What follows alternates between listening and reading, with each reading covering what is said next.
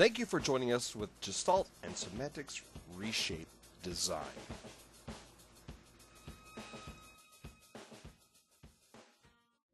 Please stand by. Thank you for joining us. Because we didn't scare you bad enough at the 11 o'clock news nor the 6 p.m., we're giving you breaking news to scare you more. Off our coast, it's been reported that there is a sea monster lurking. Reports of his size will be greatly exaggerated. We will do everything in our power to stoke your fears, cause you panic, no matter how irrational. We will use our media to modify your perceptions. So let me be clear, we have no idea what this unidentified sea creature looks like, smells like, or even eats like. Excuse me, just clearing my throat. Just know that he's lurking around. We'll be back with more information after many lucrative commercial breaks. Famous political advisor Lee Atwater once said, "Perception is reality." The diner was a cacophony of clinging plates, tired music, and gum-smacking old men. A balloon security guard burst through the diner, crying, "There's a sea monster!" I've been a guard for a long time, so I went to look, and there before me was the monster himself! The overworked waitress attempts to slap the guard back into reality. The guard settles for a moment. Whether the pounding of the glass lets him know, like the rest of the diners, they too have seen the sea monster. This is the beginning of the clever short movie called The Elaborate End of Robert Ebb.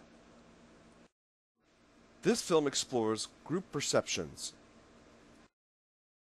the difficulties of being misunderstood, and the complications associated with communication. These are all issues that directly affect the field of graphic design.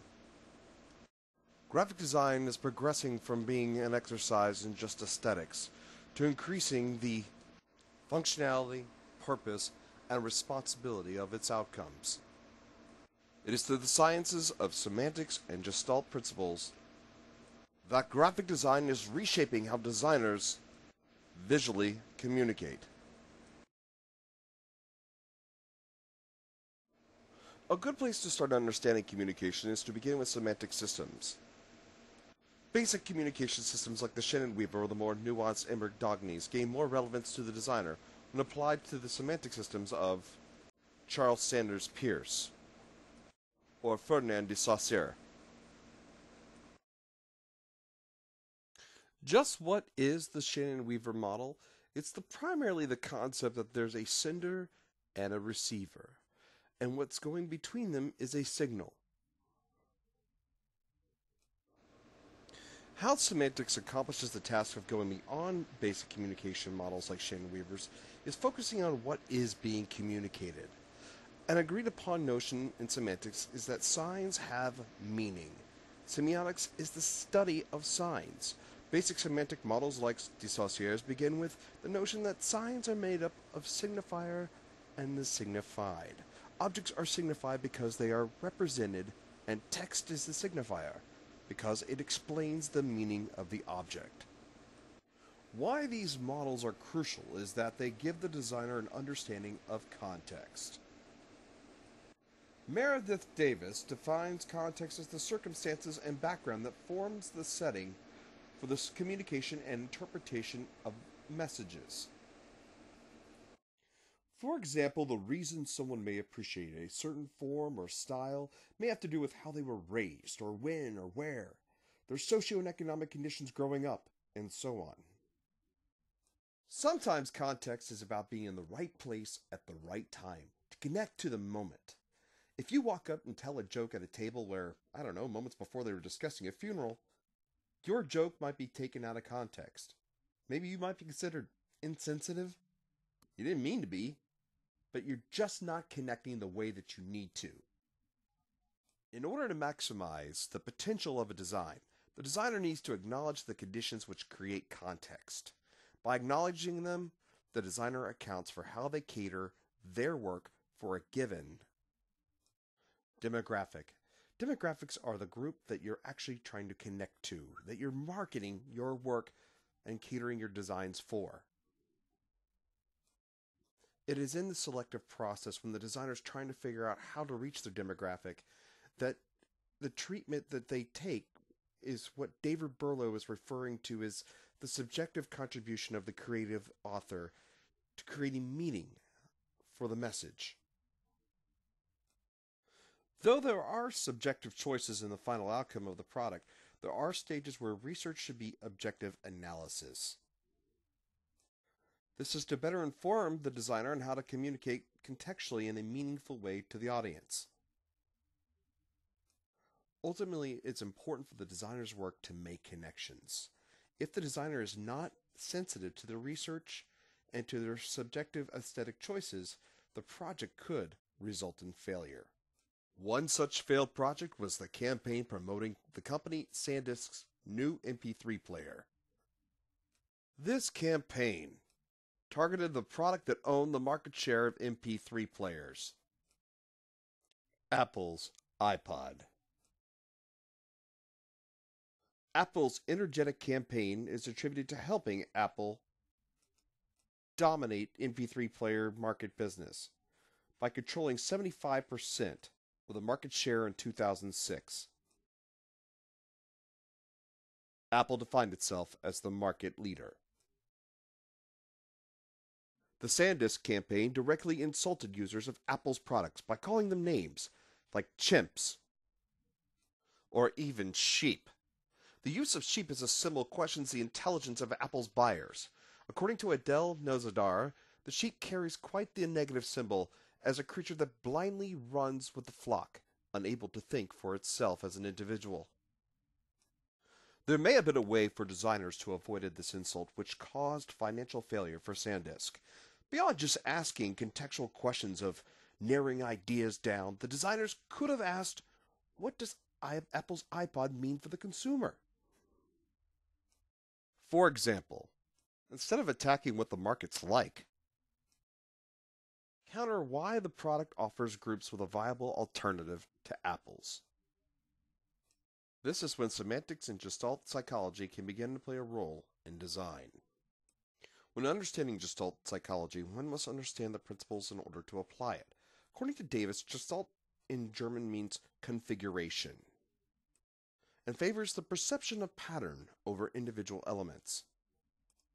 Feelings can become a reality, especially if the feelings are reinforced by a group, creating an instant pattern. Remember our sea monster?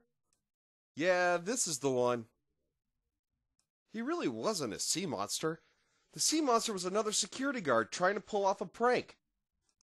But the suit got stuck. Even worse luck for the monster impersonator is that the news was reporting that an unidentified sea creature was nearby, lurking about. So the group in the diner was already seated with the notion that there could potentially be a monster. Remember, perception is reality.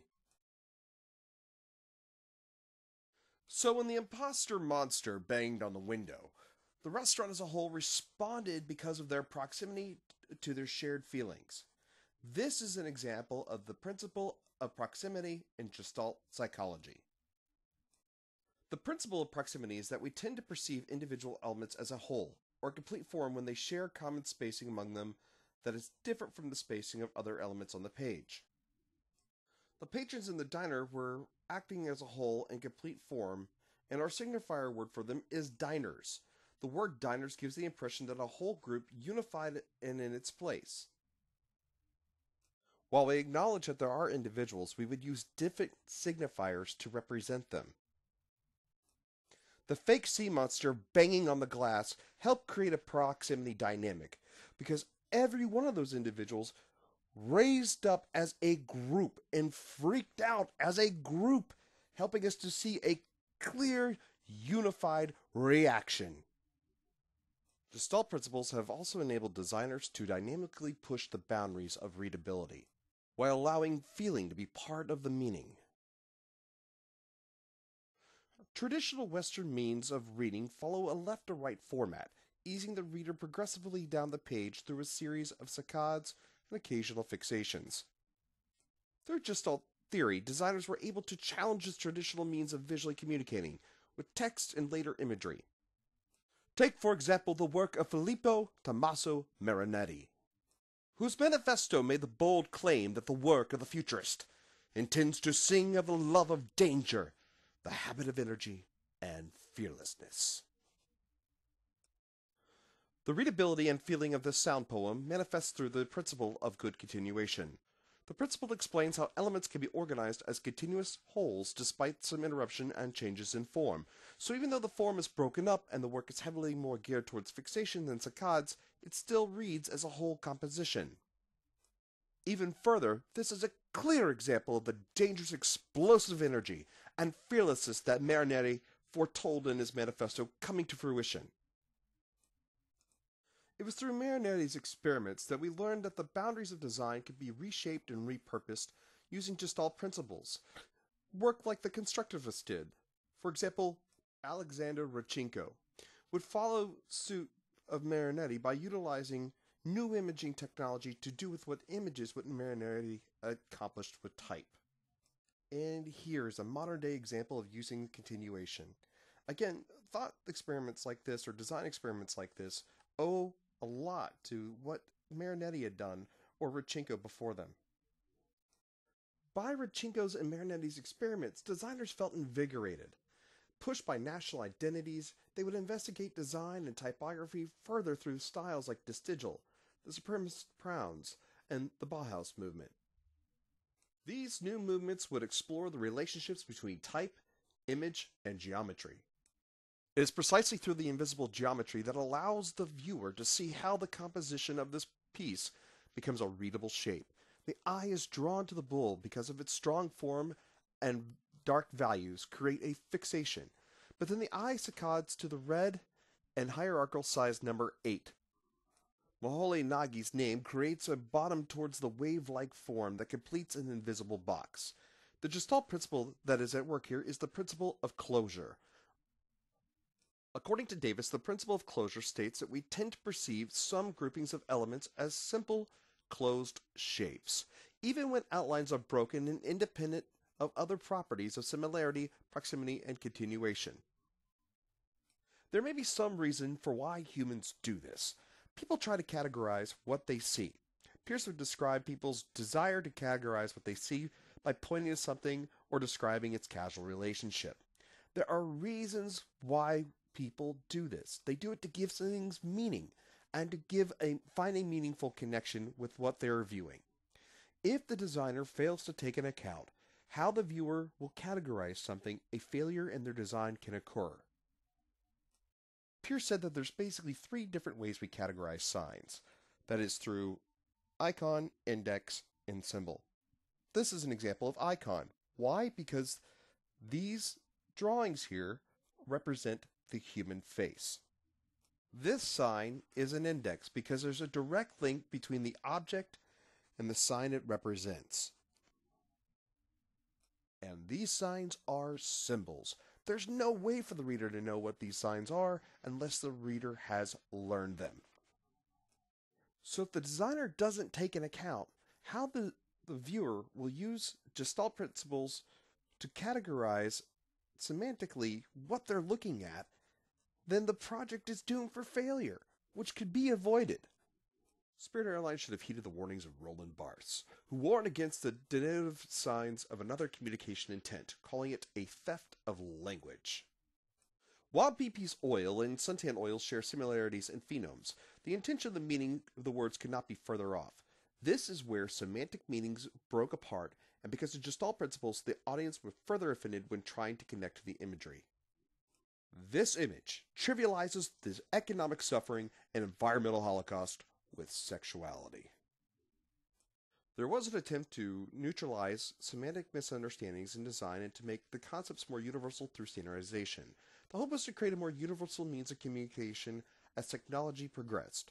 Designers adopted an approach of design utilizing Gestalt principles and the principles of similarity. This principle states that we tend to perceive a whole form or pattern when similar characteristics are shared by individual elements. Inspired by Jan Tischl, designers began adopting mathematical approaches to design. The reason for Tischl's choice of math as a basis for design is that mathematics has rigorous rules that have been widely adopted as having semantic meaning cross-culturally. The designers who utilized these methods often applied them to grids to create visual patterns. These grids would enable the designer to create patterns that the audience would find meaningful connections in the shared characteristics of its elements. Originally, this style became known as the Swiss style, and would become widely recognized later as the international style because of its widespread adoption. The success of the style was made possible through the utilization of Gestalt principles in nearly universal semantics. Successful communication is not the monster for designers it once was. The use of semantic sciences and Gestalt principles as the foundation for communication has reshaped design. No longer is the individual designer authoring aesthetic choices in a studio bubble without understanding to why or how people communicate. As a result, function, purpose, and responsibility have all become hallmarks in the identity of what design is and how it works. Design is more than a mechanical exercise. Through semantic science and Gestalt principles, design has shown ultimately it is meaningful.